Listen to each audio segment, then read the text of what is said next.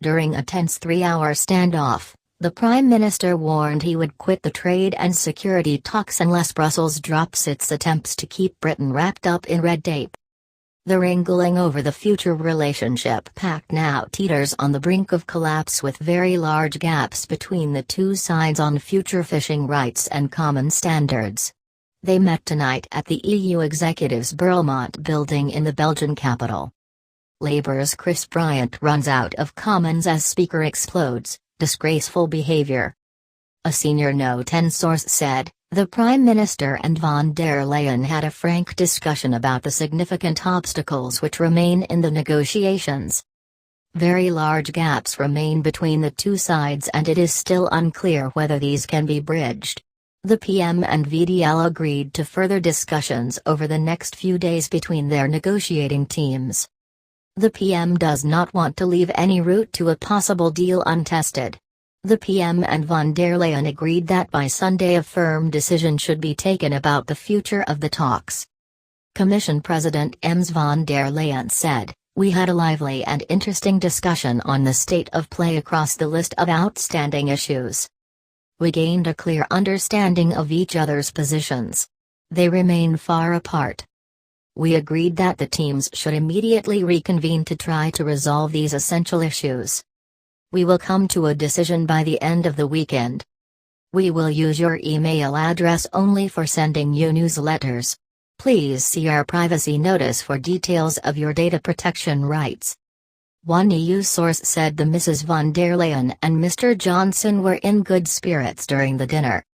They said both sides accept there is a long way to go before they can clinch a deal, but both sides believe it's still possible. As Mrs. von der Leyen posed for pictures with Mr. Johnson, the Commission boss ticked off the Prime Minister, warning him to keep distance and respect local COVID rules. After asking the Prime Minister to remove his mask, she added, "Then we have to put it back on. You have to put it back on immediately. You run a tight ship here, Ursula, and quite right too," Mr. Johnson responded. Earlier Brussels sources said it would take a Christmas miracle to break the deadlock as the bloc was plunged into a no-deal planning panic. EU insiders said the Prime Minister was invited to Brussels after deep disagreements flared between the two leaders in a phone call on Monday. Officials said leaders would demand the immediate publication of their contingency measures, with the Brexit trade talks teetering on the brink of collapse. Before setting off for Brussels, Mr. Johnson insisted he would not accept any deal that would allow EU bureaucrats to maintain a grip over Britain's decision-making powers. The Prime Minister told MPs the bloc was demanding the ability to slap the UK with crippling trade tariffs if the government chooses to move away from the bloc's rule book.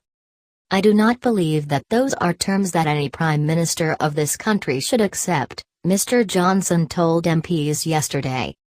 "I must tell the House that, whether our new trading arrangements resemble those of Australia's with the EU or whether they are like those of Canada with the EU, I have absolutely no doubt that, from January 1, this country is going to prosper mightily." Officials are now preparing emergency procedures for capitals to sign off on any agreement after leaders were told a draft legal text would not be ready in time for the gathering. Hardline EU states have demanded time to read the Brexit trade deal before they can rubber stamp the pact, a senior official said. The bloc is now expected to ratify the agreement by email if a deal is reached between UK and EU negotiators before the end of the year. Some EU leaders are pressing for Brussels to ramp up preparations for a no-deal Brexit amid growing fears Mr. Johnson will not agree to their demands for the so-called level playing field. Brexit, Jeremy Vine caller claims EU should be terrified. The EU official said, "Some members have been asking for contingency measures because some are more exposed because of their trading relationship with Britain and time is pressing." Angela Merkel was yesterday ready for the Prime Minister to propose conditions we cannot accept and warned colleagues to brace for a no-deal outcome. The German Chancellor said the EU would continue to demand the ability to retaliate with trade tariffs if Britain moves away from the bloc's rule book. She said, "We need to have a level playing field not only for today, but for tomorrow, and the day after that. Otherwise the result will be unfair terms of competition, which we cannot impose upon our businesses. She added, there is still a chance there will be a deal. French officials were last night pessimistic about the chances of a deal. One said, we can't exclude von der Leyen and Johnson seeking to negotiate, but positions are so far away that an agreement is unlikely during the night. More than likely the mandate will be given back to negotiators to continue negotiations, but the likelihood of no deal is growing. Ahead of last night's dinner, Irish Premier Michael Martin said the trade talks between the EU and UK were on the precipice of collapse. He told the Irish Parliament, at the moment we are on the precipice of a no deal.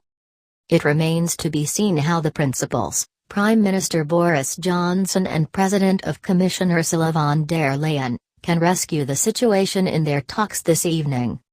One EU insider said they hoped Mrs. von der Leyen used all of the charm available to woo the British Prime Minister into changing his position.